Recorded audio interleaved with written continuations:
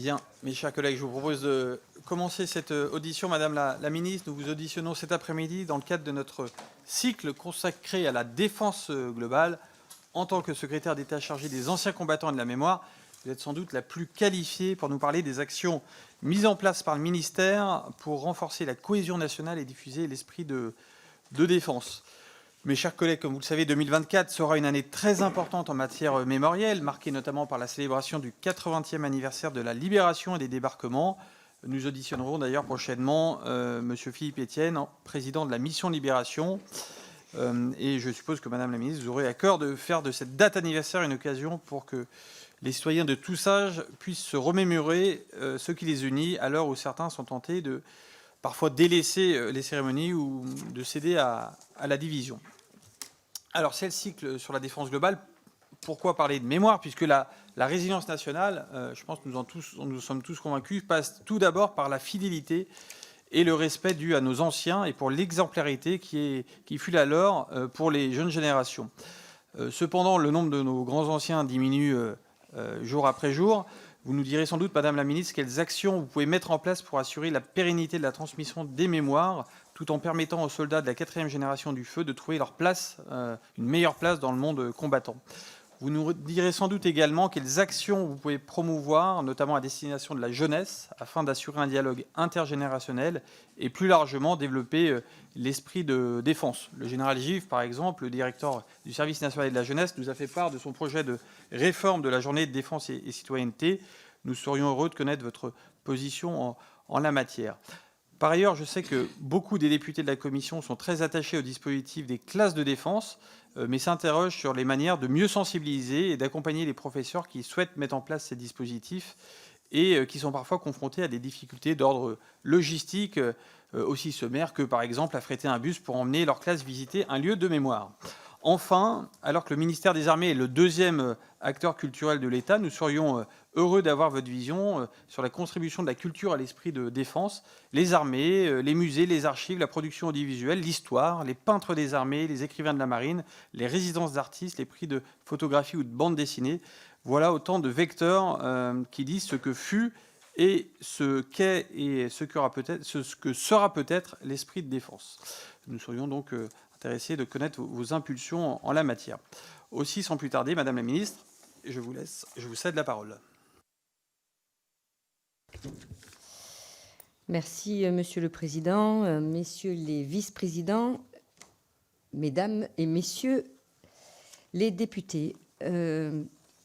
Commencer peut-être mon propos, Président, sur la décision que j'ai prise de rapatrier les corps de 6 Français morts pour la France, pour notre pays pendant la guerre d'Indochine. Et d'ailleurs, je sais que vous y êtes intéressés, je vous remercie. Ce sont ceux qui sont tombés pour la France qui méritent d'être honorés. Ni la distance ni le temps ne doivent être un obstacle. J'aimerais partager avec vous les résultats d'un sondage commandé récemment par le ministère des Armées. 77% des Français de 15 ans et plus approuvent la mission permanente de dissuasion nucléaire. 75% l'opération Sentinelle. 65% la participation de l'armée française au renforcement des troupes de l'OTAN dans l'est de l'Europe, à proximité de l'Ukraine. Ce que ces chiffres révèlent, c'est non seulement qu'une très large majorité de nos concitoyens adhèrent aux missions de nos armées, mais aussi qu'ils en partagent les valeurs et qu'ils leur font confiance. Ce que montre ce sondage s'inscrit à rebours d'une certaine vision décliniste du lien armée-nation. Au contraire, on voit ici une manifestation de l'esprit de défense qui continue de réunir les Françaises et les Français. Et cette confiance, je la partage. Il faut avoir confiance dans nos concitoyens, dans notre jeunesse, car l'histoire a montré qu'à chaque fois que nécessaire, les Français ont su avoir ce sursaut moral salutaire. Et qu'au contraire, ceux qui en doutent, ceux qui entretiennent un discours passéiste, se trouvent souvent, eux, du mauvais côté de l'histoire. Cette confiance, on peut aussi la voir quand on observe les chiffres de recrutement. Je crois que le général Durieux, que vous avez auditionné, a partagé récemment ses réflexions avec vous sur ce point. C'est aussi pour cela que tout ce que je fais, toute mon action a pour but de renforcer encore davantage le lien armée-nation, les forces morales et l'esprit de défense qui caractérisent notre pays. Et pour cela, intéresser nos concitoyens, et notamment les plus jeunes, à notre histoire collective, qui est le support de notre mémoire. Je ne suis pas très à l'aise avec la notion de récit national, parce que ce n'est souvent qu'un moyen détourné de construire un roman national, duquel certains seraient exclus. En revanche, je suis d'accord avec l'idée de donner l'idée de l'envie de s'intéresser à la mémoire, de la rendre accessible, désirable et attractive. C'est pour cela que j'affirme que la mémoire est un outil de défense. Entretenir, construire notre mémoire collective, ce n'est pas seulement cultiver un attachement nostalgique à un passé qui serait définitivement mort. C'est bien plutôt être en mesure de regarder l'histoire en face, c'est-à-dire de pouvoir prendre en main et maîtriser les sujets brûlants qui peuvent fracturer notre cohésion nationale. Entretenir, construire notre mémoire aujourd'hui, c'est adopter une attitude qui consiste justement à ne pas avoir peur face à l'histoire, que ce soit celle dont nous avons hérité ou celle qui s'ouvre. Et c'est précisément ce rapport-là à l'histoire qui distingue une société démocratique d'un régime autoritaire ou totalitaire. Penser la mémoire comme un outil de défense, c'est un défi collectif qui nous engage toutes et tous, car il implique de former notre jeunesse, de fortifier historiquement et moralement des générations qui ont déjà à faire face à une guerre informationnelle, à des fake news venus de l'étranger ou de l'intérieur, aux trolls, aux bots venus de l'Est.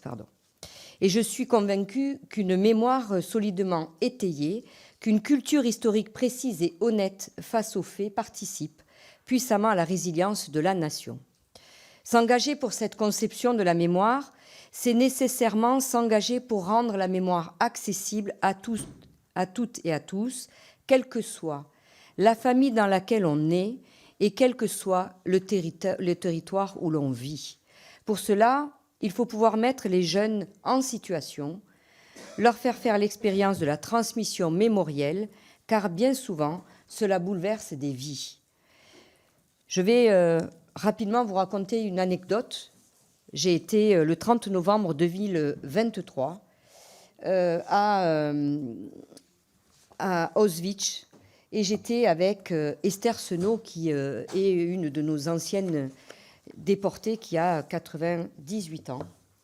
Et à la fin de cette journée, il y a 2 petits livrets qui sont très intéressants. À la fin de cette journée, il y avait une classe du 9-3. Et j'ai vu une jeune fille venir parler à Esther Senot en lui disant « Madame, merci ». Parce qu'il était 17h30, dans la nuit, il neigeait. Et nous étions dans la casemate où Esther Senot nous a raconté sa déportation. Et ses enfants ne parlaient plus, écoutaient, ils n'avaient pas leur téléphone portable. Ils étaient suspendus à cette histoire. Et elle lui a dit merci parce que je vous ai entendu, je me suis déplacée. Aujourd'hui, je sais que ça existait. Et donc c'est ça aussi, de pouvoir aller chercher nos jeunes quand nous avons des déplacements. Et Esther Senot lui a répondu, ça a été le combat de ma vie parce que je n'ai jamais compris pourquoi moi, on m'avait laissé la vie. Voilà.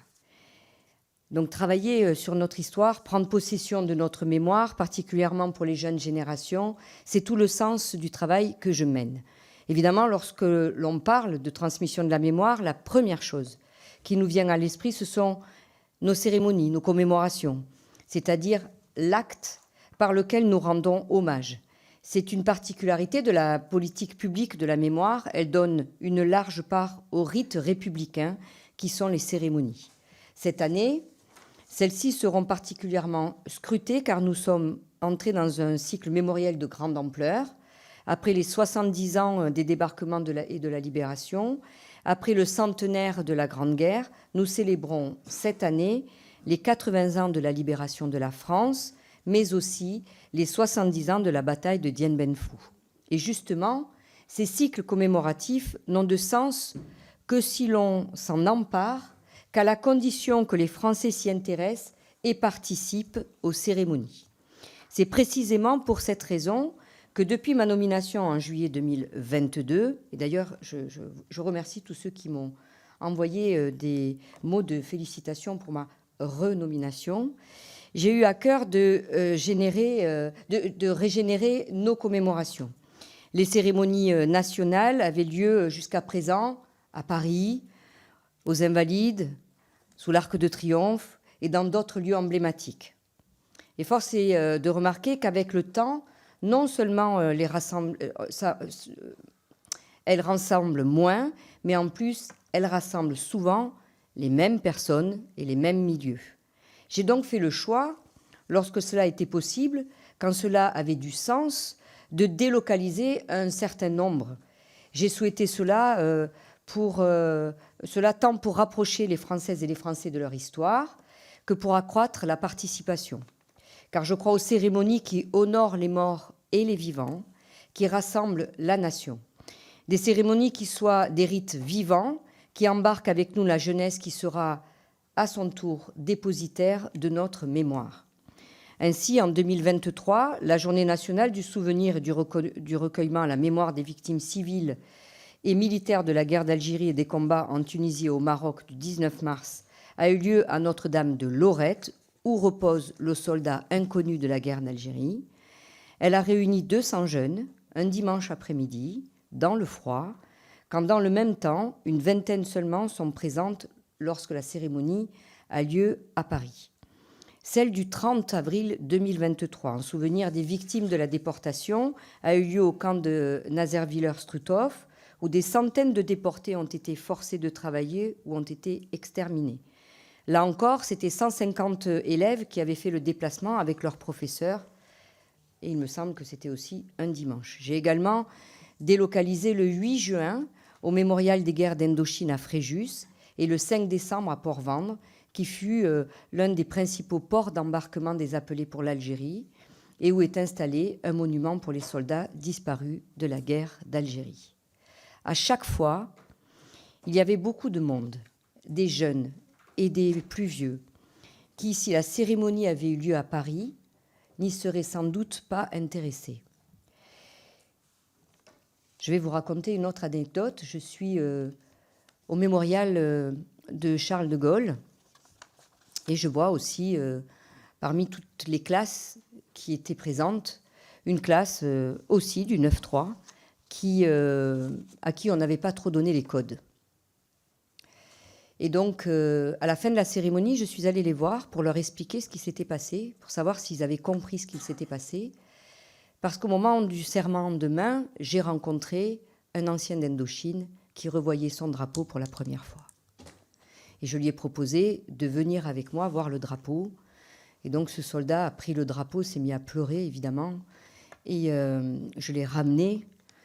Quand je le ramène, il me dit « Maintenant, je peux mourir ». Alors, j'ai dit « Non, ça, c'est pas sympa. Payez-moi plutôt l'apéro, mais ne me dites pas que vous allez mourir, sinon je me sentirai coupable. » Et donc, j'ai posé la question à ces jeunes « Est-ce que vous avez compris ce qui s'était passé ?» Forcément qu'ils ne pouvaient pas comprendre.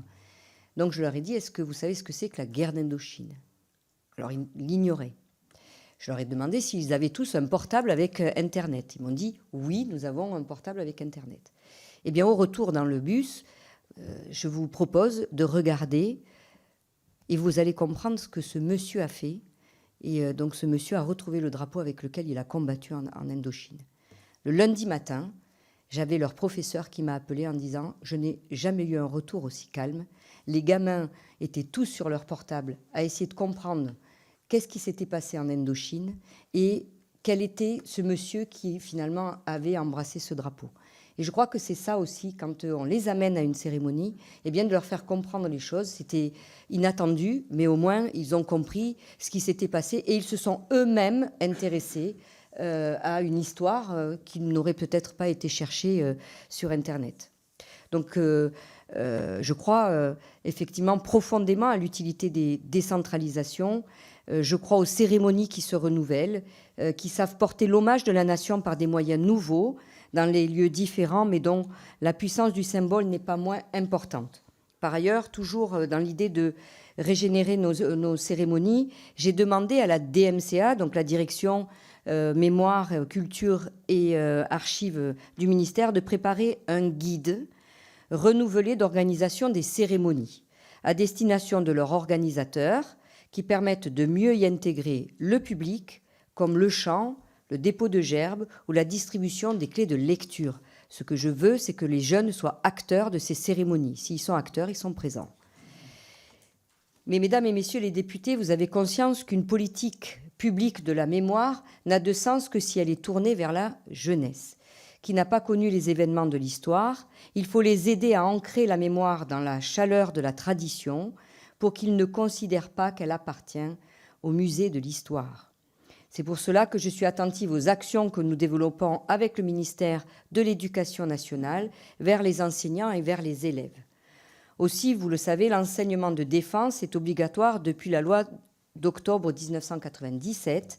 Dans ce cadre, la DMCA est un soutien et son déploiement sur le plan financier en finançant des projets pédagogiques ou associatifs qui promeuvent l'enseignement de défense. Annuellement, ce sont 700 projets qui sont financés à hauteur de 900 000 euros et qui touchent plus de 70 000 scolaires. Je souligne l'augmentation de 100% des demandes de subventions pour l'année 2023-2024, ce qui témoigne des professeurs et d'élèves volontaires qui débordent d'idées et qui ne se résignent pas. Je donnerai un exemple sur ces projets, les trinômes académiques, qui en 2023 ont permis de financer 169 projets à hauteur de 200 000 euros.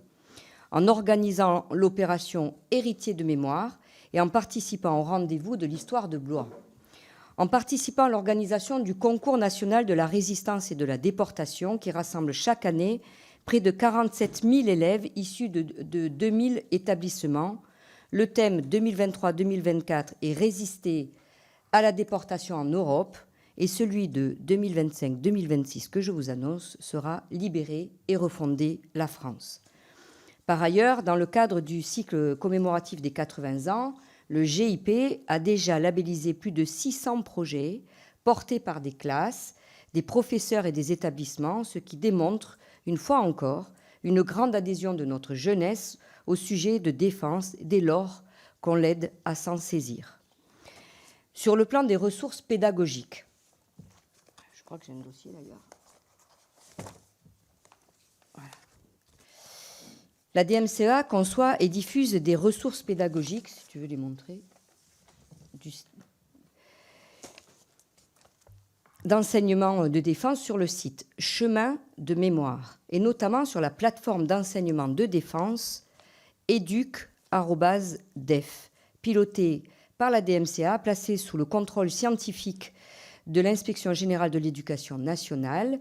Le site recueille une moyenne de près de 100 000 visiteurs mensuels. La DMCA publie également la revue Les Chemins de mémoire. Cette revue, 4 numéros et un hors-série annuel, est diffusée auprès de 50 000 établissements scolaires. Par ailleurs, elle est tirée à 23 000 exemplaires et distribuée en version papier au profit de 16 000 abonnés.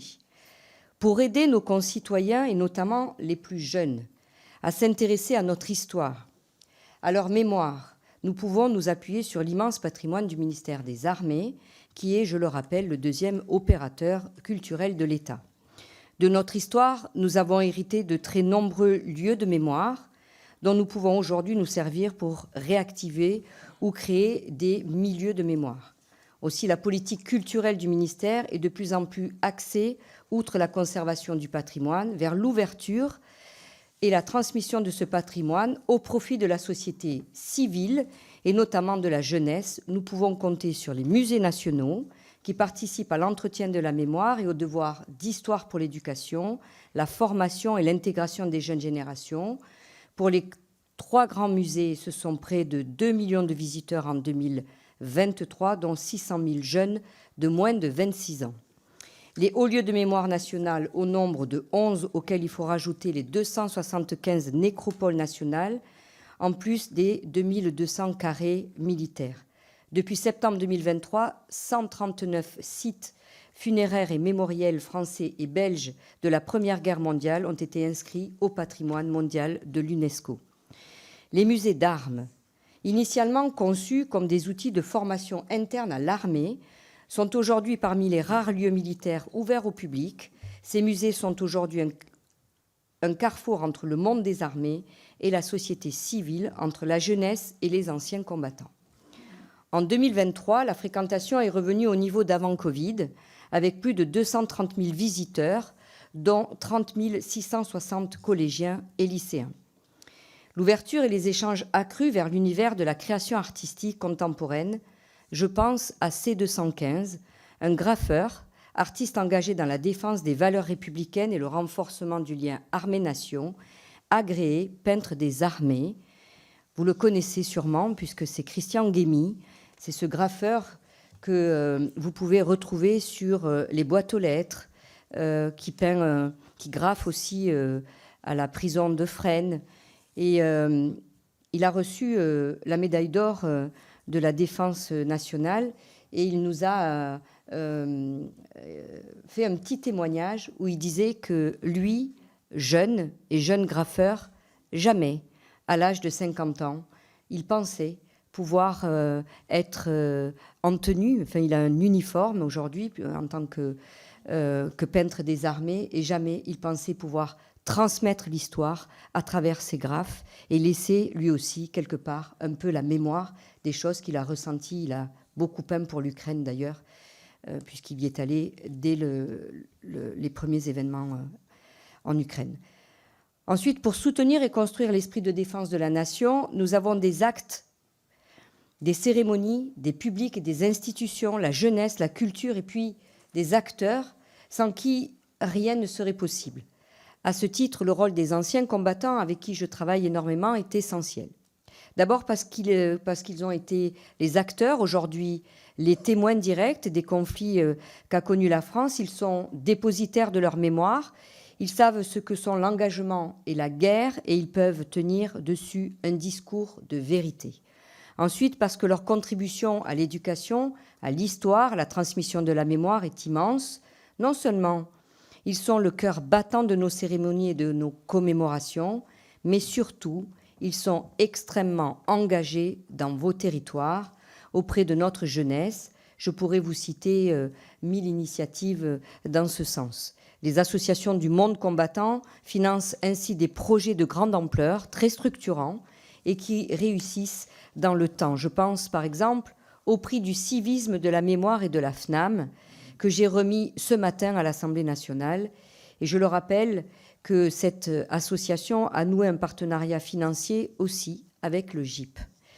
La FNAM est venue soutenir le GIP Libération en finançant ma demande pour 100 000 € de projets pédagogiques cette année et sera un partenaire encore l'année prochaine.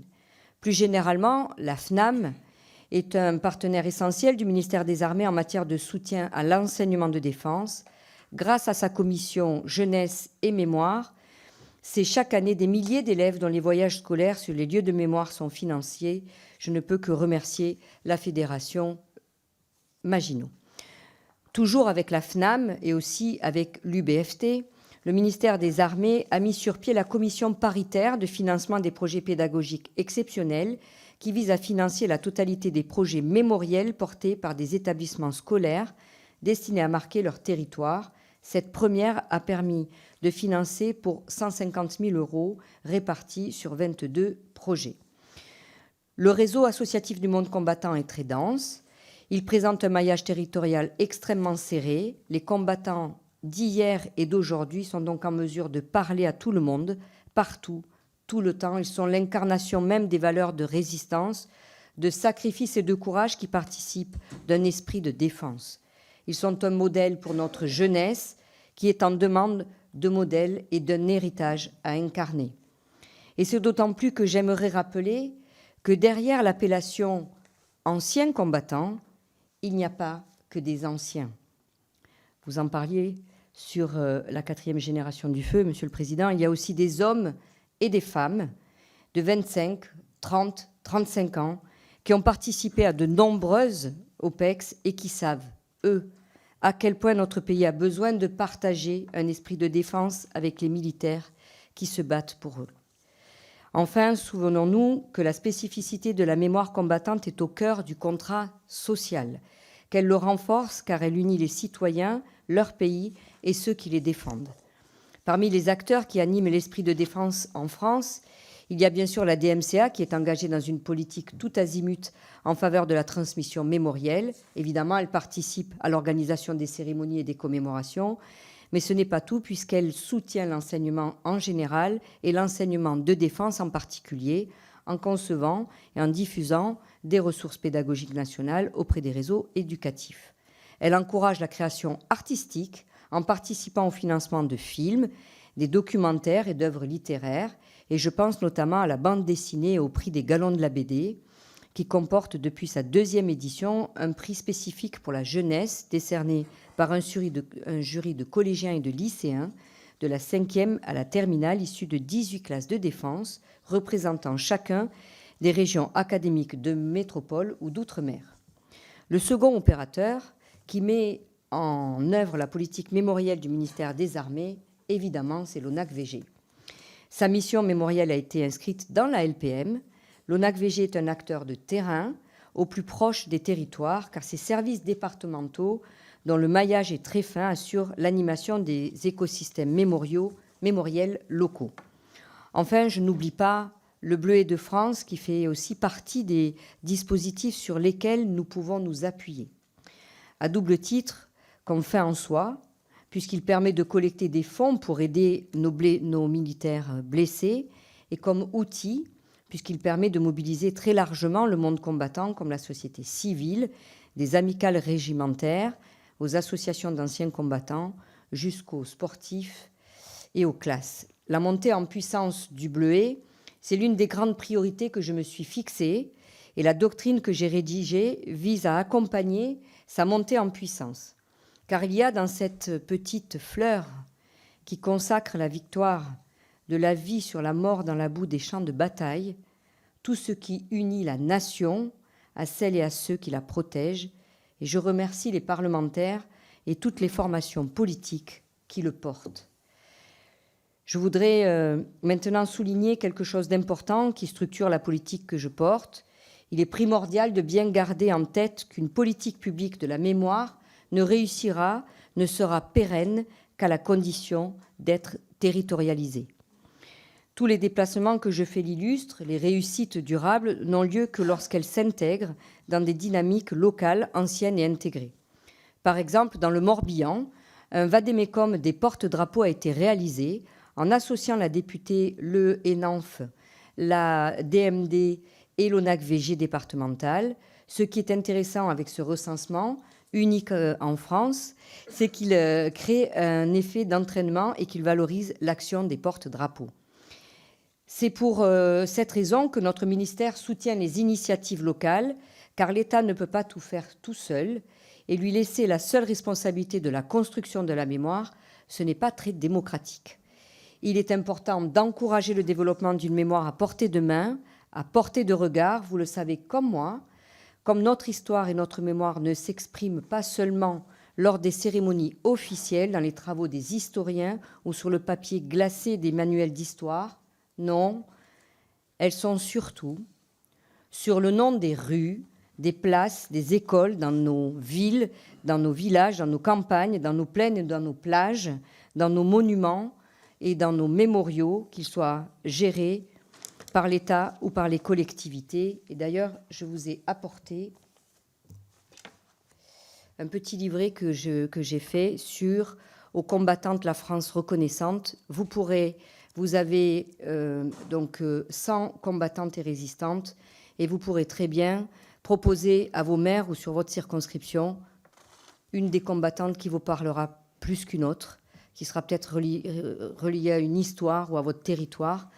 Et il est bien, quand on marche dans la rue, de lever la tête pour regarder le nom des rues, parce que toutes ces personnes ont une histoire, et c'est une façon aussi d'emporter notre jeunesse avec cette histoire. Je suis persuadée que c'est en soutenant les dynamiques territoriales qu'on accélérera la réactivité des milieux de mémoire. Vous aurez donc compris que la mémoire et son support, l'histoire, sont aujourd'hui absolument essentiels à la généralisation d'un esprit de défense, à l'acquisition d'un sentiment de résilience individuelle comme collectif. L'enjeu est à la fois d'en faire quelque chose d'accessible et d'attirant, quelque chose qui donne envie à notre jeunesse de s'y intéresser par la promotion de valeurs positives, sans pour autant verser dans l'imaginaire, c'est-à-dire promouvoir nos réussites, ce sur quoi nous pouvons collectivement nous appuyer, tout en étant capables de regarder l'histoire en face et de reconnaître nos fautes. C'est à cette condition seulement que nous serons en mesure de susciter ce désir de vivre ensemble dont parle Ernest Renan, que nous pourrons faire nation, car la nation est notre bien commun et je refuse d'en abandonner l'idée aux nationalistes. Je vous remercie. Bien, merci beaucoup pour cette présentation très complète. Nous allons prendre les interventions des orateurs de groupe. Pour le groupe Renaissance, la parole est à Jean-Philippe Ardouin. Merci, Monsieur le Président. Madame la Ministre, tout d'abord, permettez-moi de vous remercier au nom des députés du groupe Renaissance pour vos propos très instructifs sur le rôle de votre ministère en matière de défense globale. Je tiens également à saluer vos interventions et vos rencontres tout au long de l'année sur le terrain qui témoignent de votre attachement profond en faveur du monde combattant. C'était un honneur de vous accueillir le 7 novembre 2022 en Charente-Maritime, dans une petite commune où plus de 500 personnes étaient présentes pour une cérémonie du ravivage de la flamme de la nation, amenée depuis Paris par l'association du Relais Sacré, et pour votre visite de la base aérienne de l'école d'enseignement technique de l'armée de l'air de l'espace de Sainte-Légon-Ténac. La mémoire collective des sacrifices consentis par nos anciens combattants et la préservation de leur héritage jouent un rôle crucial dans la construction et pour notre identité nationale, ainsi que dans la défense de nos valeurs. Votre ministère incarne la reconnaissance et le respect envers ceux qui ont défendu notre pays, souvent au péril de leur vie, et veille à ce que leur engagement et leur dévouement ne tombent jamais dans l'oubli en organisant des commémorations, en entretenant les lieux de mémoire et en soutenant les anciens combattants et leurs familles.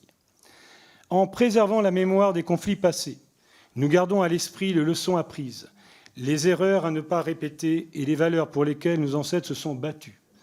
Cette transmission générationnelle est essentielle pour former des citoyens conscients de leur histoire et de leurs responsabilités envers la défense de leur pays.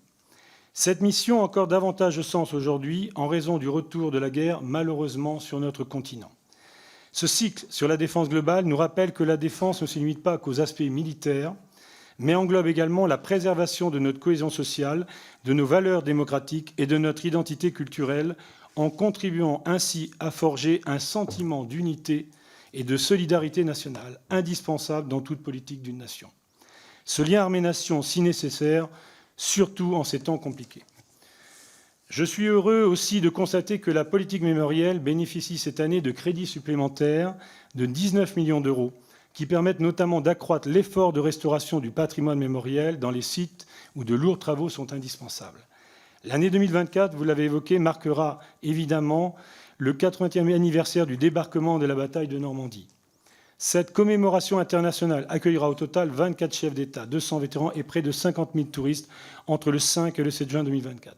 Chaque année, nos compatriotes se font un devoir de se souvenir de ce qui s'est passé sur les plages de France à l'été 1944, un devoir de mémoire envers tous ces soldats et civils qui ont péri, mais aussi la joie de célébrer tous ensemble la liberté retrouvée grâce à eux. Aussi, en dehors de ces commémorations, aussi importantes soient-elles, comment envisagez-vous et comment pourrions-nous contribuer à développer auprès de la société civile, jeunes et moins jeunes, un esprit de défense et de cohésion nationale? Je vous remercie. Merci, Madame la Ministre. Monsieur le député Ardouin, merci pour cette question qui me permet de développer davantage certains points que je n'ai pas eu dans mon propos liminaire.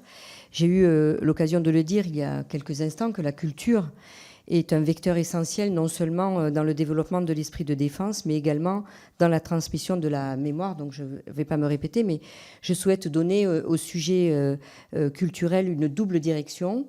Une première sur le long terme, celle de l'ouverture vers la société civile, vers le public, vers les artistes, et par cette ouverture, faciliter et encourager la transmission de la mémoire. La seconde est tournée vers l'actualité mémorielle et culturelle et qui se focalise bien évidemment pour l'année 2024 sur les commémorations du 80e anniversaire de la Libération et sur les Jeux olympiques et paralympiques. Cette dernière thématique permet en particulier de faire découvrir et mettre en avant, à travers un programme culturel dense et varié, les liens étroits entre le sport et l'armée. Depuis la préparation physique et opérationnelle du soldat et son ancrage historique, jusqu'au rayonnement du sport militaire sur la scène nationale et internationale, et surtout jusqu'à l'importance du sport dans le processus de reconstruction du blessé. L'actualisation est en cours pour l'année 2024-2027 de la précédente directive culturelle triennale, dont la mise en œuvre est de la responsabilité du directeur de la DMCA, qui décline cette politique culturelle en rappelant très clairement les objectifs: renforcer les forces morales des armées, développer l'esprit de défense et participer au rayonnement de la France. Pour illustrer ces propos, je vais vous donner quelques exemples. Pour les musées, comme je vous l'ai dit tout à l'heure, les ambitions du plan musée pour les 3 grands établissements publics, outre la réouverture du musée de la Marine, que je vous invite à aller visiter si ce n'est pas déjà fait, en novembre dernier, comportent en particulier l'extension des parcours de collection du musée de l'armée avec 4 nouveaux parcours, dont le premier portera sur les forces armées et l'engagement militaire de la France sur les théâtres d'opérations extérieures. On peut mentionner également le rôle essentiel des musées d'armes, lieu de rencontre entre l'institution militaire et la société civile, lieu de transmission entre les nouvelles et les anciennes générations, dont il faut souligner également l'insertion dans la vie locale et le réseau culturel territorial. La production audiovisuelle, le soutien financier de la DMCA chaque année à une trentaine de productions audiovisuelles, des documents, des documentaires, des docs de fiction, du webdoc, de la fiction tout court, qui traitent des conflits du XXe siècle, favorisent le patrimoine, contribuent à l'entretien, à l'esprit de défense, en lien avec la mission cinéma de la DICODE. Le cœur de la mission de l'ECPAD, l'encouragement à la création artistique contemporaine, concerne tous les services et établissements culturels du ministère et prend de nombreuses formes. Les Galons de la BD, la résidence d'artistes. Depuis 2022, le CPAD a mis à disposition une résidence d'artistes. En 2024, 2 photographes intégreront cette résidence. Le musée de l'air et de l'espace a également accueilli une résidence en 2023. Le musée de la Marine accueillera une résidence courant 2024. Et donc, pour terminer, vous avez aussi le prix de la création musicale, dont la première édition se tiendra à l'automne 2024 sur le thème « Une marche militaire » et les peintres des armées, dont je vous parlais tout à l'heure, de C215. Merci. Pour le groupe Rassemblement National, la parole est à José González. Merci, Président. Madame la ministre, laissez-moi vous exprimer à titre personnel et au titre de mon groupe, le Rassemblement National, qui défend une Europe des nations, vous le savez, le plaisir que nous avons à vous rencontrer ici, le plaisir proportionné d'ailleurs à l'intérêt et au respect que nous portons à nos anciens combattants. Madame la ministre, 6 mois se sont écoulés depuis notre dernière entrevue et je me sens légitime à vous interpeller, plutôt à vous questionner sur les propositions que j'avais faites et que nous avions acceptées tous dans cette commission, mais qui malheureusement avaient été sacrifiées avec un mépris sans borne pour la démocratie et envers nos anciens combattants, sacrifiées sur l'autel du 49.3 par votre gouvernement. En effet, nous avions proposé de revaloriser la pension militaire d'invalidité pour répondre à l'inflation. Nous avions proposé un élargissement de l'arrêté du 12 janvier 1994 fixant la liste des opérations ouvrant droit à bénéfice de la carte de combattant, notamment lors des obsèques, pour que les combattants des OPEX, notamment, puissent avoir la reconnaissance qu'ils méritent. Nous avions proposé une revalorisation de l'allocation de reconnaissance du combattant pour soutenir financièrement nos anciens. Nous avions proposé une hausse de crédit pour les sépultures militaires inscrites au patrimoine de l'UNESCO. Et nous avions proposé l'exonération des redevances pour les associations d'anciens combattants installées dans des locaux militaires. Enfin, nous avions également proposé une hausse des crédits de l'ONAC-VG pour accompagner sa transition vers ses fonctions de mémoire. Où en sommes-nous dans l'avancement de toutes ces propositions portées par notre groupe ? Le gouvernement en a-t-il repris quelques-unes à son compte dans l'intérêt des anciens combattants? Je vous remercie, Madame la ministre. Merci, Madame la ministre. Merci, monsieur le député Gonzalez. Alors, je vous rappelle que le 49.3, s'il a lieu, c'est parce que vous n'avez pas décidé de voter pour le budget. Donc voilà, non mais je le dis parce que je veux bien, si vous amendez, eh bien, et si vous voulez que vos amendements passent, à un certain moment, il faut voter le budget. Je suis désolée, mais ça c'est la règle. Et donc, je la rappelle juste. Ensuite, sur les points que vous évoquez, il y a donc la revalorisation du point de PMI. Donc il y a la clause de revoyure qui rentre en compte cette année. Nous y travaillons déjà avec les associations nationales d'anciens combattants. C'est un travail qui est mené, je dirais que c'est un travail de dentelle qui est fait avec eux. Je rappelle qu'ils ont quand même réussi, grâce à l'accord de la Première ministre en juillet, de pouvoir avoir l'augmentation du point de PMI un an plus tôt, comme je l'avais fait déjà l'année dernière, puisque à chaque fois, à un jour près, on pourrait attendre 18 mois au lieu de 12 mois pour l'augmentation. Ensuite, vous m'avez parlé d'assouplissement de la carte du combattant. Je pense que ça ne vous a pas échappé. Dès la première commission de la carte du combattant, il y avait des choses qui me paraissaient pas très logiques. Et donc j'ai regardé, comme tout le monde, nous avons étudié le CPMIVG, qui est, si je peux dire, la Bible de nos militaires. Et il y avait une lecture qu'on pouvait avoir différente que celle qui avait été depuis le début. C'est-à-dire que souvent, pour attribuer la carte du combattant, on calculait en nombre de mois et non pas en nombre de... Enfin, on calculait en nombre de jours et non pas en nombre de mois. Et donc, le fait de calculer en nombre de mois a permis de faire passer la carte du combattant à 15 semaines et un jour. 15 semaines et un jour, donc ça a été validé depuis cet été. Et la première commission qui a eu lieu en janvier a permis de faire rentrer 270 à peu près, je dirais 270 anciens combattants, et je sais que ça vous parlera, 270 anciens combattants, et je parle de la guerre d'Algérie. Donc le travail est en cours, et vous verrez que cette année, avec le fait de mettre finalement, on arrive à 112 jours, ça permet évidemment d'avoir plus d'anciens combattants qui n'avaient pas eu le droit jusqu'à présent. Donc je pense que là-dessus, j'ai répondu en tout ou partie sur les assouplissements de la carte du combattant. Ensuite, sur la suppression des crédits d'indemnisation.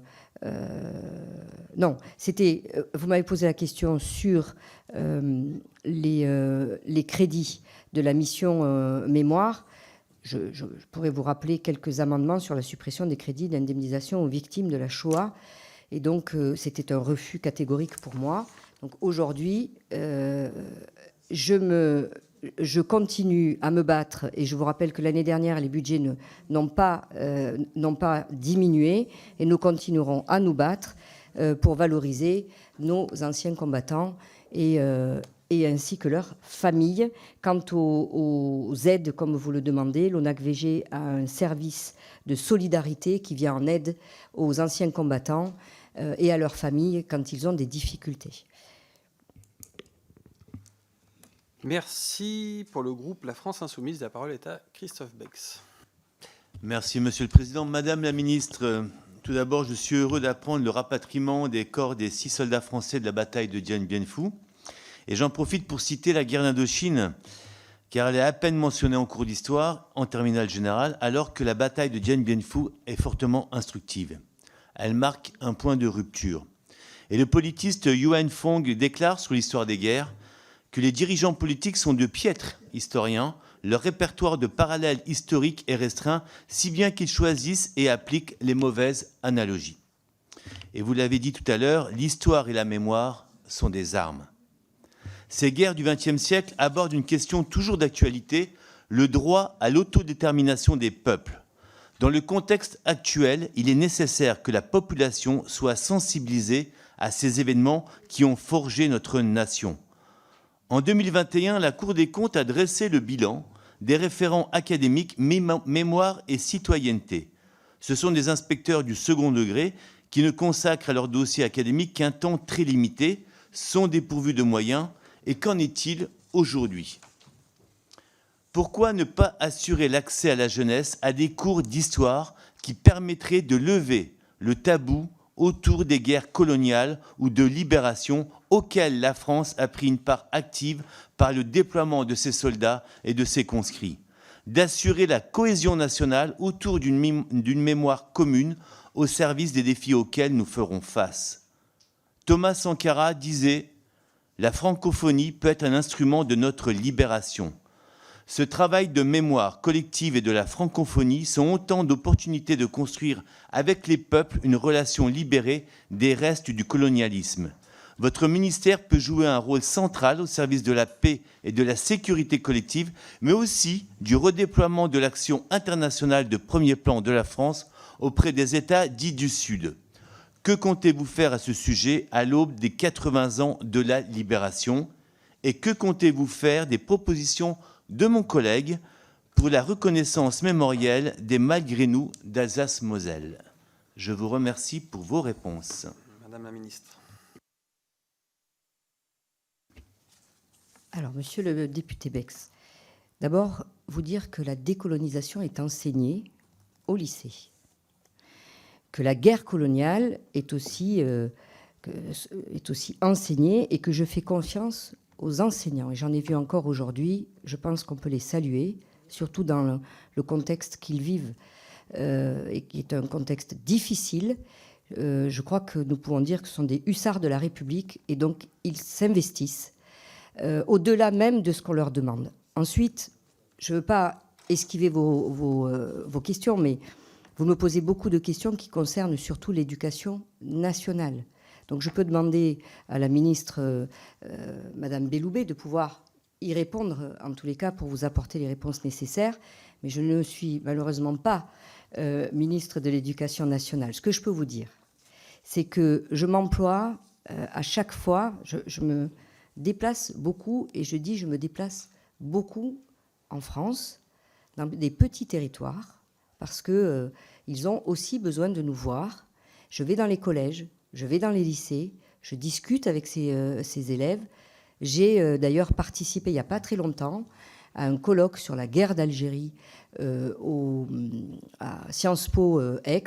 Et donc, on est là aussi pour rentrer en discussion, écouter, parce que si on n'écoute pas notre jeunesse, on peut la regarder toujours en disant que la jeunesse, elle va pas bien. Enfin, moi, je trouve qu'on a une belle jeunesse en France et qu'il faut aller vers eux. Alors oui, en tous les cas, moi, je prendrai ma part sur la mission qui est la mienne. Et je veux que tous les jeunes soient acteurs de leur cérémonie, de leur projet, et accompagnés évidemment par les enseignants. Et donc,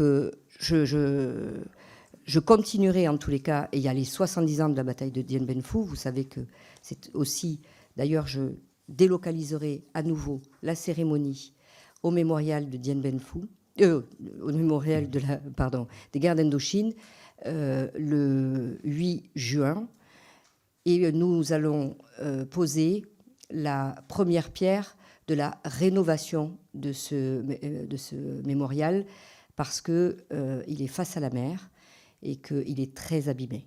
Voilà. Mais je veux à chaque fois qu'il y ait des enfants, qu'il y ait des collégiens et des lycéens, de façon à les intégrer, leur faire comprendre, leur faire ressentir les choses. Voilà. Mais moi, je prends ma part sur ce que vous avez dit, et j'ai bien entendu, je vous apporterai les réponses qui concernent celles de l'éducation nationale. Je vous remercie. Juste pour les malgré nous d'Alsace-Moselle. Oui, alors pour les malgré nous, nous continuons, nous travaillons avec l'Office national des anciens combattants et victimes de guerre. Donc il va y avoir des annonces à venir dans le domaine mémoriel. Parce que j'ai rencontré aussi, en allant à Strasbourg, j'ai aussi rencontré des familles de malgré nous qui m'ont fait savoir que ce qui était important pour eux, c'était qu'on les reconnaisse et qu'il fasse partie de ce mémorial des 80 ans. Donc j'ai entendu et nous sommes en train de le travailler. Merci. Pour le groupe Les Républicains, la parole est à Valérie Bazin-Malgras. Merci, Monsieur le Président. Madame la Ministre, au nom du groupe Les Républicains, je vous remercie pour votre présence aujourd'hui dans notre commission et pour vos propos liminaires toujours très intéressants. Vous avez redit votre engagement, et on le connaît, auprès des anciens combattants pour le lien armée-nation et pour la mémoire. On ne peut que le soutenir et que l'encourager. Et ça serait d'ailleurs, Madame la Ministre, j'en profite, ça sera un honneur pour moi de vous recevoir dans ma circonscription le 24 août pour la commémoration des 80 ans du massacre de Buchères. Cependant, Madame la Ministre, une inquiétude plane depuis le décret du 21 février 2024 et je souhaite vous interroger sur le budget qui est alloué à votre ministère avec l'évolution liée justement à ce décret d'annulation de février dernier.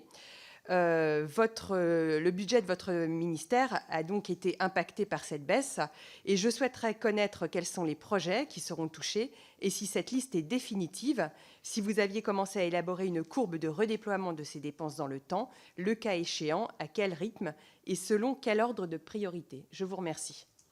Madame la Ministre. Madame la rapporteure. Alors, comme nous travaillons bien ensemble chaque année sur le budget, je vais vous répondre, bien que ce n'est pas le thème de l'audition, mais je vais le faire parce que je voudrais enlever certaines inquiétudes. Alors, s'agissant bien sûr des propositions de mesures d'annulation des crédits faites par le ministère des Armées, puisque nous avons quand même travaillé, qui concerne le programme 169, qui est reconnaissance et réparation en faveur du monde combattant de la mémoire et les liens avec la nation, ce que je peux vous dire, c'est que les 17 millions d'euros de crédits annulés par le décret du 21 février 2024 seront déduits de la ressource prévue pour le financement de la dette viagère. Donc, c'est les pensions militaires d'invalidité et l'allocation de revalorisation du combattant. Cela s'appuie sur la diminution annuelle de la dette viagère en raison d'un nombre moins important de bénéficiaires. Cette diminution de la ressource ne remet pas en cause les droits des bénéficiaires qui sont garantis par la loi. Je veux vous rassurer, les pensionnés et les anciens combattants ne constateront donc naturellement aucune interruption dans le versement de leurs prestations. Ce faisant, j'ai souhaité que l'équilibre général du programme et des politiques de mémoire soit préservé. Mais je sais que nous allons avoir d'autres moments de travail ensemble pour le prochain budget à venir. Merci. Merci. Pour le groupe démocrate, la parole est à Jean-Pierre Cubert-Lafont. Merci. Monsieur le Président, Madame la Ministre, chers collègues, je souhaite en premier lieu vous remercier pour votre présence parmi nous aujourd'hui et pour l'éclairage fort intéressant que vous apportez sur la manière de renforcer l'esprit de défense des citoyens. À ce titre, le groupe démocrate s'associe à votre propos sur les commémorations, sur la question de la sauvegarde des lieux de mémoire, ainsi que sur le rôle des anciens combattants qui demeure essentiel. Le travail de mémoire est indispensable et il doit toucher tous les citoyens et c'est ce que le ministère des Armées s'attache à entreprendre, en particulier auprès de la jeunesse à travers différents programmes en partenariat avec l'éducation nationale. Vous l'avez mentionné avec la mise en place de classes de mémoire ou encore de concours national de la résistance. À travers un véritable parcours de citoyenneté, les jeunes ont ainsi l'opportunité de s'éveiller à l'esprit de défense, d'être sensibilisés aux liens armée-jeunesse-citoyenneté qui leur permet d'acquérir de manière ludique des connaissances, des compétences et la culture nécessaires en matière de défense et de sécurité nationale à travers l'histoire, les enjeux de société et le patrimoine. Le groupe démocrate salue à ce titre votre engagement et la qualité des travaux effectués sur ce sujet. L'esprit de défense, sa diffusion et son renforcement auprès du plus grand nombre s'appuient sur un équilibre essentiel à trouver entre l'action du ministère des Armées et celui de l'Éducation nationale. Comment conjuguer jeunesse et citoyenneté ? Cette question soulève finalement d'autres interrogations telles que le rôle des parents complémentaire à celui des ministères cités précédemment ou encore le rôle du service national universel. À ce titre, quels sont selon vous les leviers d'action alternatifs qui mériteraient d'être considérés afin d'accentuer le plus largement possible le renforcement de l'esprit de défense auprès de notre jeunesse. Les parents doivent-ils jouer un rôle dans ce processus, et si oui, lequel? Madame la ministre, je vous remercie. Madame la ministre. Monsieur le député Cubert-Affont, le renforcement de l'esprit de défense dans la jeunesse est une priorité pour toute nation consciente de l'histoire passée et des défis devant elle. C'est d'ailleurs cette conscience qui avait poussé en 1997 le législateur à introduire aussi bien dans le Code de l'éducation que dans le Code de la défense, en sont signataires, vous l'avez dit aussi, les ministères chargés de la défense, de l'éducation nationale, de l'enseignement supérieur et de la recherche, ainsi que de l'agriculture. Je travaille en ce moment avec mon collègue Hervé Berville à l'extension de ce protocole au lycée de la Mer afin d'assurer la couverture la plus grande des lieux d'enseignement. L'éducation à la défense peut se définir comme l'enseignement et la sensibilisation des élèves et des équipes pédagogiques à l'organisation, aux missions et aux enjeux de la défense et de la sécurité nationale par des enseignements dispensés et la conduite d'actions pédagogiques. Je suis heureuse que vous ayez évoqué le rôle fondamental des familles et de l'échelle locale.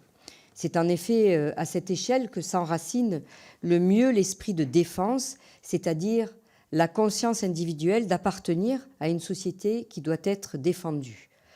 Le rôle du dernier kilomètre, en l'espèce, l'école, est essentiel. Je ne peux parler à la place de ma collègue Nicole Belloubet, mais nous partageons la conscience du rôle vital que jouent les enseignants à l'échelle de l'école. Un projet réussi transcende les élèves, les professeurs, les établissements, mais aussi les parents. J'ai en tête le projet audiovisuel réalisé par les élèves de Madame Robert au collège de Giraude, à Armentières, près de Gap, sur l'histoire de la prise en charge des blessés dans les armées depuis la Grande Guerre. La réalisation de ce film est exceptionnelle et son impact sur les jeunes, pas seulement sur ceux qui l'ont réalisé, mais aussi sur ceux de tous les établissements, contribue utilement à l'esprit de défense. Je profite de l'occasion de cette audition pour leur adresser encore une fois mes félicitations ainsi qu'aux enseignants. Et je vous propose d'ailleurs, vous devriez, Monsieur le Président, proposer que ce film soit vu par tous les députés de l'Assemblée nationale parce qu'il est d'une grande qualité. Il parle des blessures de la Première Guerre mondiale, des blessures des armées, enfin des guerres de la Première Guerre mondiale jusqu'à aujourd'hui. C'est vraiment, j'oserais presque dire que c'est un chef-d'œuvre pour des élèves de leur âge et la qualité, parce qu'ils sont aussi comédiens dans ce film. Voilà, donc il y a une prise de conscience sur ces acteurs et évidemment, nous devons leur donner les moyens avec la défense nationale. Vous dire aussi qu'il est primordial de préserver l'intégrité, évidemment, du territoire face aux menaces et aux enjeux contemporains. Dans cette perspective, les Trium Académies de défense qui regroupent donc chaque académie autour du recteur, les représentants des armées et les associations régionales de l'IHEDN sont des rôles aussi essentiels. Ils prennent en charge de nombreuses activités de formation comme les rallyes citoyens destinés aux élèves. Je pense en particulier à celui du camp de Souges qui rassemble plus de 500 élèves chaque année venus de toute l'Académie de Bordeaux. Cependant, nous le savons, les activités qui sont souvent des moments de découverte et de ces enjeux et de cet esprit de défense pour les jeunes doivent trouver des relais plus profonds et plus réguliers. Et donc, j'invite aussi, vous parliez des familles, et bien peut-être dire aux familles de pouvoir enfin parler, puisqu'il y a des familles qui n'ont pas encore raconté leur histoire. Merci. Pour le groupe Horizon, la parole est à Loïc Carvon. Merci beaucoup, Monsieur le Président, Madame la Ministre. D'abord, vous dire que c'est toujours un plaisir de vous retrouver dans cette commission. Je voulais commencer par vous remercier d'avoir valorisé dans votre propos liminaire le travail qui a été réalisé par ma collègue Anne Le Henanff, qui représente bien l'attachement des députés du groupe Horizon au monde combattant. Vous remerciez aussi d'avoir rappelé que la mémoire, elle vit d'abord dans nos territoires, Vraiment vous féliciter pour l'effort formidable que vous faites de décentralisation des cérémonies, de présence dans nos territoires, qui, je crois, pourrait même inspirer certains de vos collègues au gouvernement. Et d'ailleurs, j'aurai grand plaisir, et je suis sûr que l'année 2024 nous fournira au moins une occasion de vous recevoir dans ma circonscription, peut-être le 13 septembre pour les cérémonies de libération du sud du Cher, mais j'aurai d'autres dates à vous proposer. Je veux redire aussi, bien sûr, dans cette intervention, l'attachement de mon groupe et notre reconnaissance et notre admiration aux anciens combattants et aussi aux porte-drapeaux qui donnent cette coloration si spéciale à toutes nos cérémonies. J'aurai 2 questions rapides. La première, c'est de savoir qu'est-ce que votre ministère peut faire en termes de dialogue avec celui de l'Éducation nationale pour qu'on arrive à avoir plus de présence des élèves et des enseignants sur les cérémonies. Parce que, vous savez, j'ai une circonscription très rurale avec 162 communes, donc une infinité de cérémonies, et je suis frappé de la différence entre une cérémonie où on a l'enseignant, l'enseignante et ses élèves, et celle où il n'y a pas d'enfants et pas de... Et donc je me demande dans quelle mesure on peut progresser là-dessus. Et ma deuxième question est un petit peu plus technique. Elle concerne ce sujet difficile de ce qui est appelé par certaines associations les théâtres oubliés. Et là aussi, j'aimerais avoir votre évaluation de votre ministère sur finalement qu'est-ce qu'on a encore comme progrès à faire pour prendre en compte ces derniers théâtres. Vous savez, c'est le Tchad avant 1969, etc. Parce que comprenez bien qu'on ne peut pas se permettre d'oublier un théâtre. Cette expression, elle est très désagréable, parce que dans ces matières-là, si on oublie un théâtre, finalement, on oublie un peu tout le monde. En tout cas, on jette un doute. Et je crois que, au vu de l'engagement de nos anciens combattants, on ne peut se permettre d'oublier aucun de ces théâtres. Donc voilà, si vous avez un petit point d'actualité sur ce sujet, je vous remercie par avance, Madame la Ministre. Madame la Ministre. Merci, Monsieur le député Kervran. Alors, vous dire, comment on peut travailler avec la ministre de l'Éducation nationale. D'abord, moi, il y a quelque chose qui me parle souvent, c'est que quand vous allez dans des collèges ou des lycées, vous voyez des plaques commémoratives. Moi, mes enfants étaient dans un lycée où il y avait des plaques commémoratives, ils n'ont jamais commémoré. Donc j'ai demandé, alors c'était Gabriel Attal, le ministre de l'Éducation nationale, mais donc on est en train de reprendre avec la ministre de l'Éducation nationale, Nicole Belloubet, pouvoir aussi aller dans ces collèges ou ces lycées ensemble. Mais avant, il faut demander à des classes de pouvoir travailler sur qui est l'homme qui est inscrit sur cette plaque commémorative. Qui sont ces hommes qui sont inscrits sur ces plaques commémoratives? Donc il y a un travail avec leurs professeurs d'histoire ou de français même. J'ai eu parfois des professeurs de sport, parce que par le sport, ils arrivaient à amener leurs élèves à travailler sur le volet mémoriel.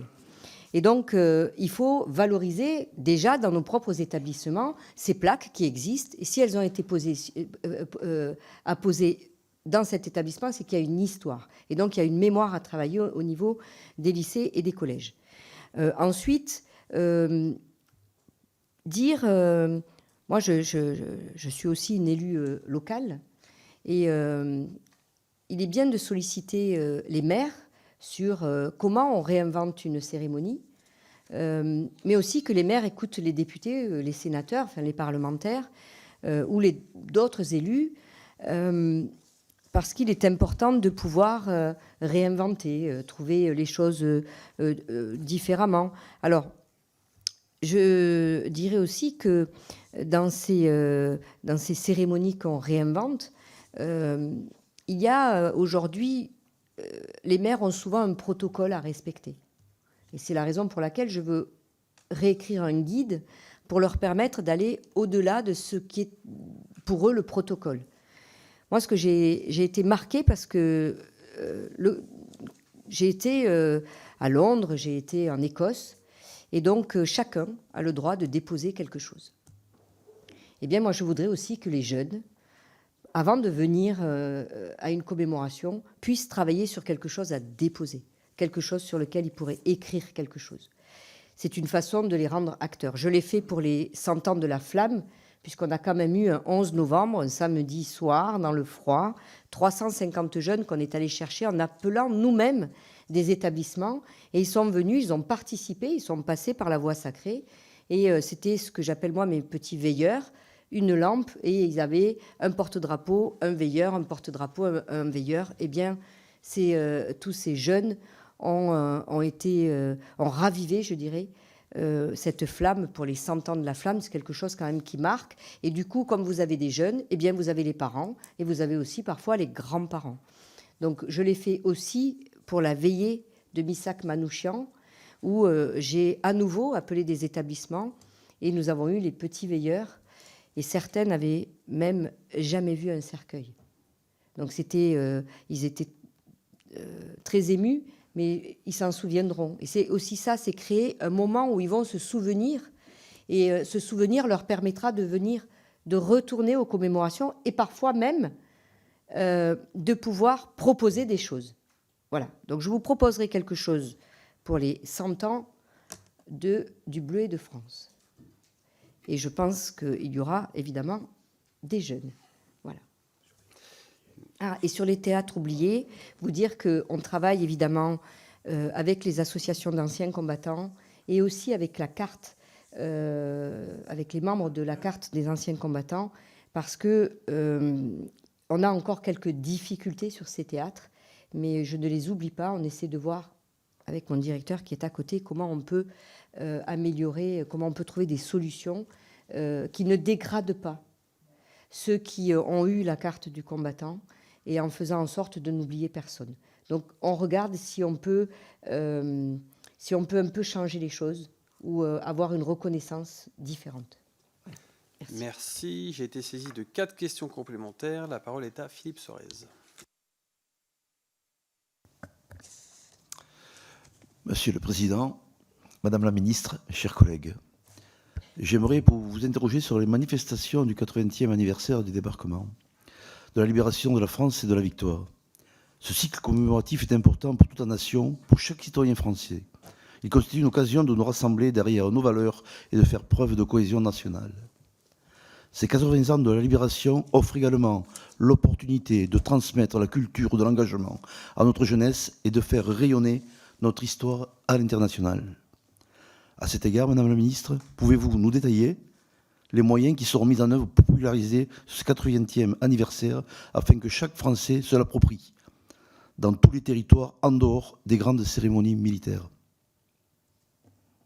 Merci. Merci. La parole est à Gisèle Lelouis. Merci, Monsieur le Président, Madame la Ministre. En tant que secrétaire d'État chargé des anciens combattants et de la mémoire auprès du ministre des Armées, vous savez malheureusement comme moi que le nombre d'anciens combattants diminue. Or, ceux-ci entendent faire vivre leur engagement passé. Et si des enfants sont parfois présents dans les cérémonies commémoratives, voyez-vous un intérêt à augmenter la présence de ces ambassadeurs de l'esprit de défense lors d'entretiens ou de conférences dans les écoles françaises afin de renforcer la cohésion nationale, peut-être de susciter des vocations, mais en tout cas de faire vivre leur engagement et notre histoire. Par ailleurs, faire vivre cette mémoire comprend aussi le rendre hommage à nos soldats qui tombent aujourd'hui, encore au champ d'honneur, pour que l'on puisse vivre en paix. En 2019, le caporal-chef Cédric Guillot, natif de Château-Gombert de ma circonscription marseillaise, est décédé au combat contre des orpailleurs illégaux durant l'opération Harpie en Guyane. Pour sa famille, ses camarades de régiment et à la demande de l'Association des anciens combattants de Château-Gombert, je souhaiterais savoir si vous seriez favorable à ce qu'une plaque en son nom soit apposée sur le monument aux morts de Château-Gombert. Je vous remercie pour vos réponses. Merci. La parole est à Jean-Marie Fivet. Merci, Monsieur le Président. Madame la Ministre, c'est toujours avec un immense plaisir de vous recevoir au sein de cette commission que vous connaissez bien. Et je vous remercie pour vos propos introductifs et vos premières réponses. La notion de défense globale concerne un vaste spectre d'acteurs de notre société, réunis autour d'un objectif commun, assurer la sécurité des citoyens et les défendre contre toutes les formes d'agression et d'injustice. Face aux nouvelles donnes internationales et aux risques auxquels notre pays est confronté, cette notion prend tout son sens. Toutefois, la défense globale repose sur les citoyens. Il est donc important de rappeler aux Français les raisons pour lesquelles les orientations prises en matière de défense et de sécurité sont non seulement légitimes, mais aussi et surtout nécessaires, dans la mesure où elles visent à protéger leurs conditions de vie personnelles, notre souveraineté ainsi que nos institutions. C'est entre autres l'objet de la politique mémorielle du ministère des Armées, qui permet de construire et de nourrir tout au long de la vie les éléments qui constituent notre mémoire collective. Mais si le ministère des Armées pilote la politique mémorielle de la Nation, sa mise en œuvre se fait grâce à de nombreux acteurs sur l'ensemble de notre territoire. Je pense en particulier à nos élus locaux. Ainsi, Madame la Ministre, pourriez-vous m'indiquer les aides proposées à nos élus locaux engagés en tant qu'acteurs majeurs de notre politique mémorielle? Madame la Ministre, je vous remercie pour ces précisions. Merci. La parole est à Frédéric Boccaletti. Merci, Monsieur le Président. Madame la Ministre, mon intervention va rejoindre celle qu'a fait tout à l'heure mon collègue. Ma question portera sur l'attribution de la médaille Outre-mer avec agrafe Tchad aux militaires ayant participé à l'opération menée du 25 août au 25 novembre 1968 au Tchad. L'attribution de cette médaille, désormais impossible depuis le 23 septembre 2014, n'a concerné que les militaires ayant participé aux opérations au Tchad à compter du 15 mars 1969. De ce fait, les acteurs des opérations antérieures n'ont pas obtenu cette médaille, alors que leur action mérite toute la considération et la reconnaissance de la nation. Ils sont d'ailleurs nombreux à nous solliciter pour que cette attribution puisse se faire. Dans une question écrite, mon collègue Grégoire de Fournas vous avez demandé si vous comptiez intervenir pour que ces anciens combattants obtiennent cette médaille. Je me fais donc le relais de ces personnes. Comptez-vous prendre en considération leur action afin qu'ils puissent être décorés de cette médaille? La reconnaissance envers nos anciens combattants est un enjeu essentiel de notre défense. Aucune raison ne justifie d'exclure certains d'entre eux de celle-ci. Et je me permettrai, puisqu'il me reste quelques secondes par rapport à mon collègue tout à l'heure, Madame la Ministre, tout à l'heure, mon collègue José González vous a interpellé sur des amendements qui avaient été déposés par notre groupe sur des textes, des propositions que nous faisions pour les anciens combattants. Et vous avez indiqué que vous étiez opposé à des amendements de suppression de crédits concernant le devoir de mémoire sur la Shoah. Ces propos sont scandaleusement faux. Nous n'avons jamais fait d'amendement avec de tels propos. Ce sont des gages. Attention, les gages ne sont pas du tout la même chose. Je me permets de vous rappeler, Madame la Ministre, quand nous faisons des amendements sur les textes, sur des propositions pour nos armées, nous sommes obligés de gager et on ne peut gager que là-dessus. Les seuls à pouvoir relever le gage, et d'ailleurs le gouvernement l'a déjà fait, c'est le gouvernement. C'est donc vous qui avez refusé de lever les gages et donc de mettre en application les propositions du groupe Rassemblement National. Mais attention, c'est une obligation légale, hein. Nous n'avons pas le choix, on ne peut pas gager autre chose que sur le devoir de mémoire. Merci. Et enfin, la parole est à Nathalie Serre. Merci, Monsieur le Président. Madame la Ministre, j'ai pas vraiment de questions. Je voulais simplement porter témoignage sur ce que vous nous avez partagé. J'ai sur ma circonscription une classe défense, voilà, qui est dans la Haute-Vallée d'Azergues, qui est un énorme relais du lien armée-nation et des chemins de la mémoire. Et tout ça tient à la volonté d'un professeur. Et c'est bien là la difficulté, entre guillemets, c'est que ça tient à la volonté d'un professeur, soutenu évidemment par le proviseur, mais ça tient à la volonté d'un professeur. Et effectivement, je rejoins la question qui vous a été posée tout à l'heure sur le lien avec l'éducation nationale, comment on peut renforcer ce lien. Et une question qui vient dans ce cadre-là, c'est est-ce qu'il y a un moyen de votre part de travailler avec l'éducation nationale, par exemple, pour qu'on puisse avoir une journée nationale, une journée dans l'année pour toutes les classes défense, par exemple, d'un territoire. Je ne sais pas, voilà, pour essayer de pousser un peu le sujet. J'ai une professeure d'histoire des géographies qui est absolument géniale, dans un lycée polyvalent, qui fait le concours de la résistance avec des plâtriers peintres sur des Stoppelstein, un truc extraordinaire. vous avez parlé des veilleurs de la mémoire. Dans cette classe défense, il y a eu une passation de... Ils ont reçu un drapeau d'un maquis. Voilà, c'est des expériences extraordinaires. Vous voyez des gamins qui ont des billes comme ça. Et la difficulté qu'on a pour promouvoir ces classes défense et les territoires sont vraiment demandeurs. Il y a vraiment une énergie, une envie. La difficulté reste quand même effectivement un peu le fonctionnement, le financement, même très peu, parce qu'il n'y en a pas du tout en fait sur ces classes défense. Donc c'est aussi un sujet qui reste peut-être, je sais que c'est difficile aujourd'hui dans le contexte, mais il y a un problème de financement. Voilà, je voulais simplement porter à connaissance ces expériences qui sont extrêmement positives.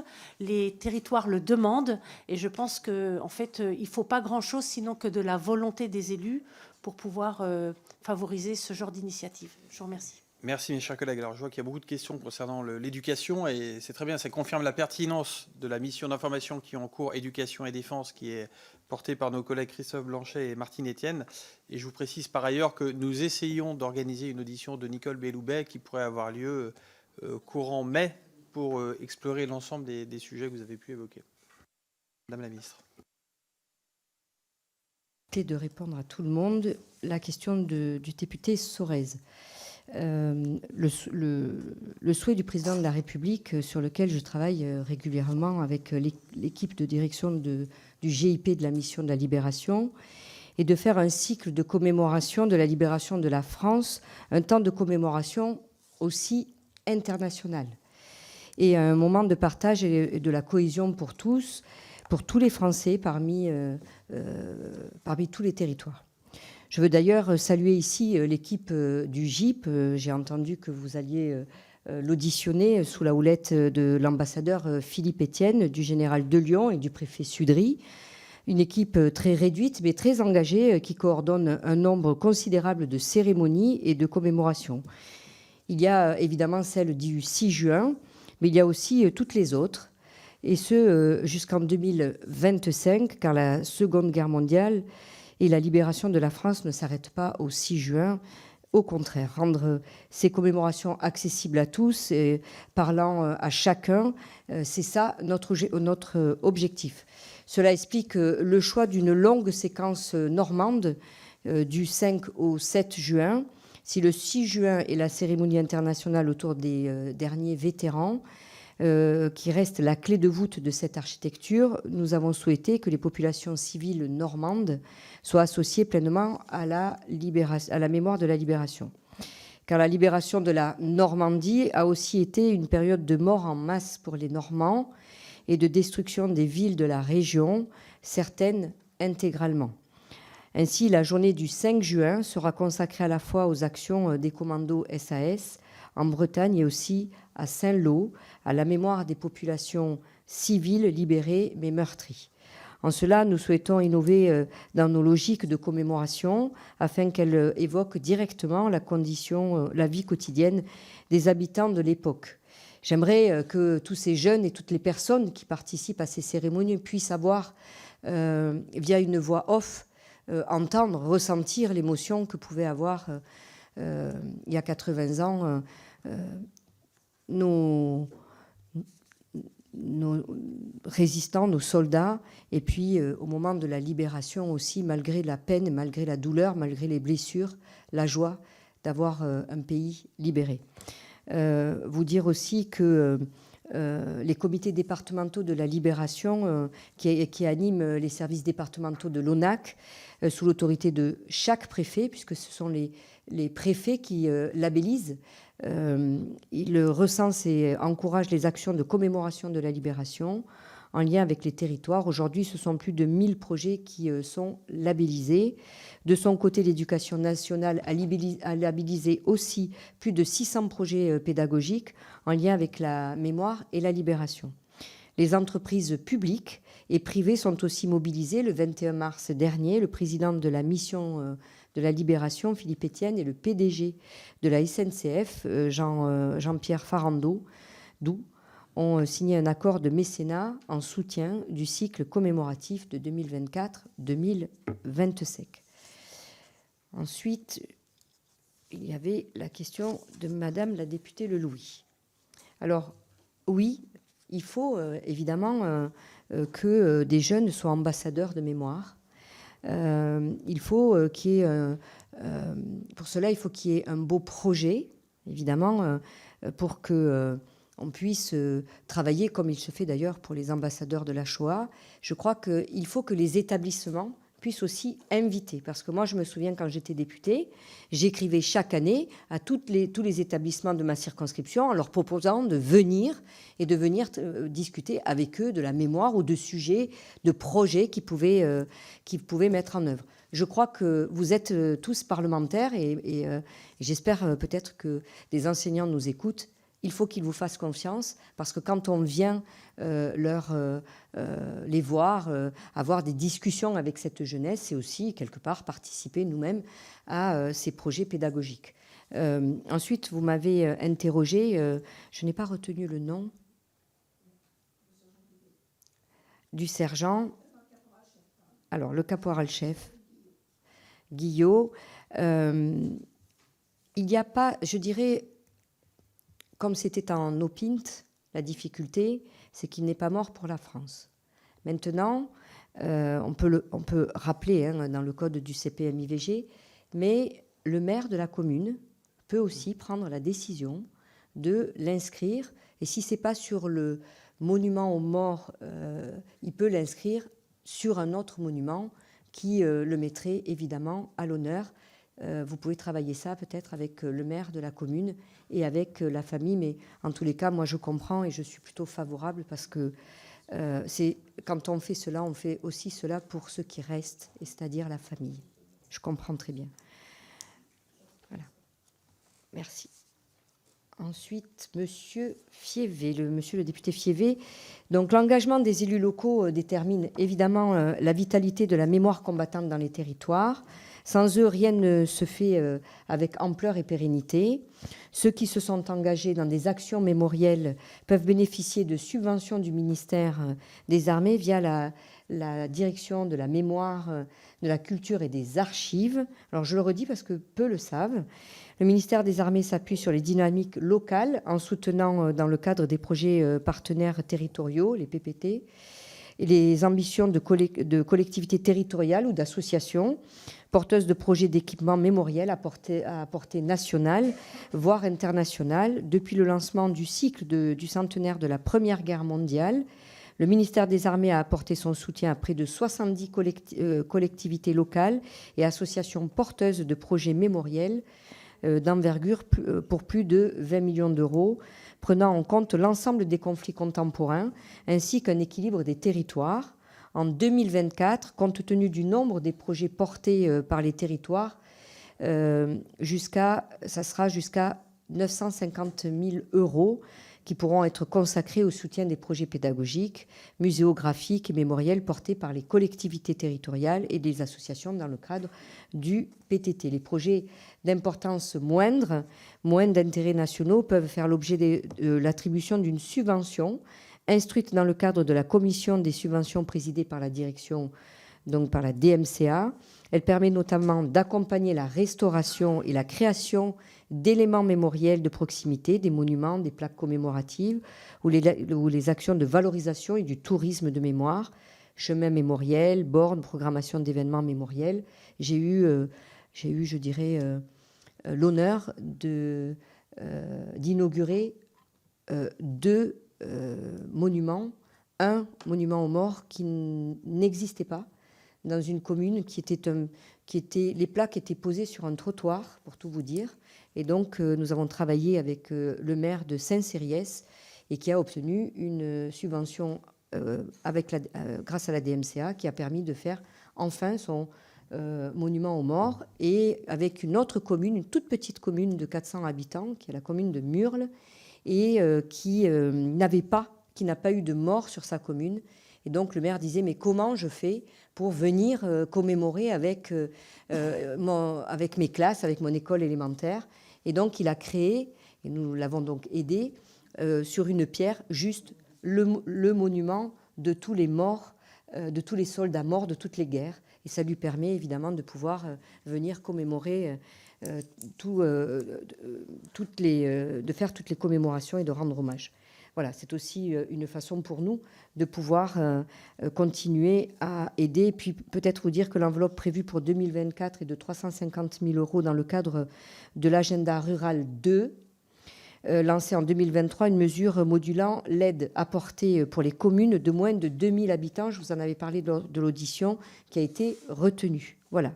Et une enveloppe de 250 000 € sur les 350 000 € est réservée pour les communes rurales et elle permet de porter l'aide à 50% du budget nécessaire à la restauration avec un plafond de la subvention à 5 000 € au lieu du forfait de 1 600 € habituel pour les autres communes, quel que soit le montant du projet. Ensuite, Alors, monsieur le député Boccaletti,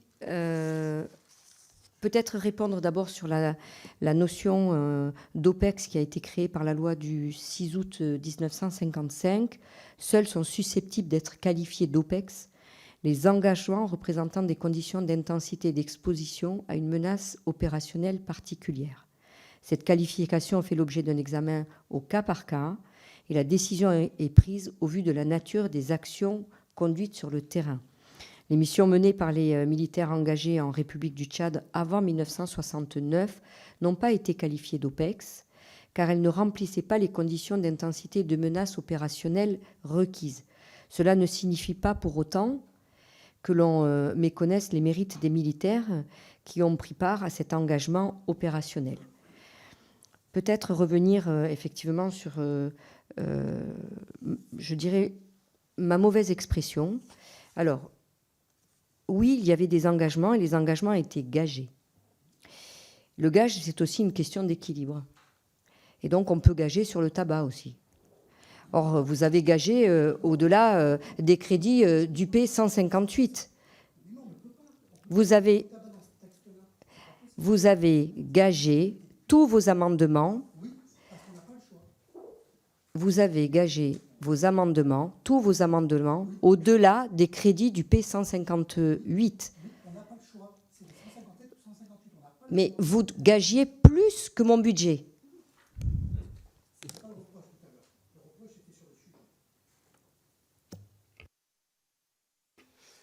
Merci. Alors, on avait encore une question de Nathalie Serre et peut-être on peut en profiter pour prendre la dernière intervention de Corinne Vignon, si notre collègue...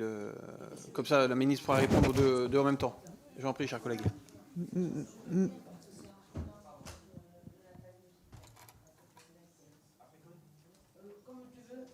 On va prendre Corinne Vignon, je vous en prie. Merci.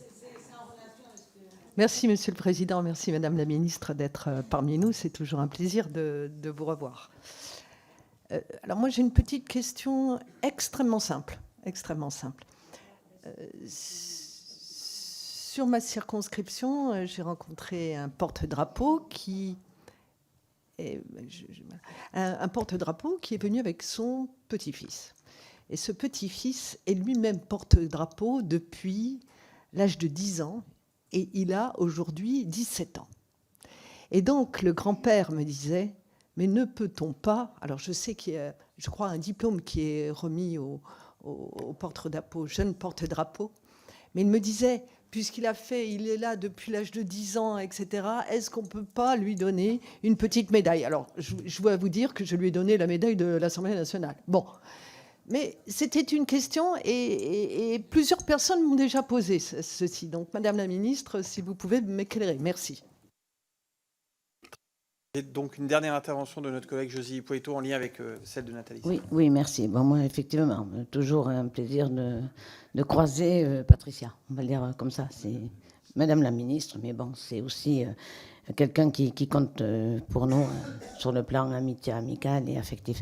Moi, je voulais rebondir sur ce que disait Nathalie, parce que c'est vrai que ce sont les enseignants, c'est toujours un enseignant. Et ce matin, j'ai pas pu rester, mais ce matin, c'est aussi un enseignant qui a accompagné justement pour une remise de prix à une lycéenne du lycée Saint-Dominique à Pau, et qui a donc eu cet honneur-là. Et le papa a été d'ailleurs effectivement très fier. Mais moi, ce que je veux dire, c'est aussi les parents qu'il faudrait arriver à convaincre, parce que de venir à des cérémonies. Ça se passe les samedis, les dimanches, les jours fériés. Quand il y a en plus de ça, je vous passe là le 8 mai avec la semaine qui nous attend, avec l'Ascension derrière.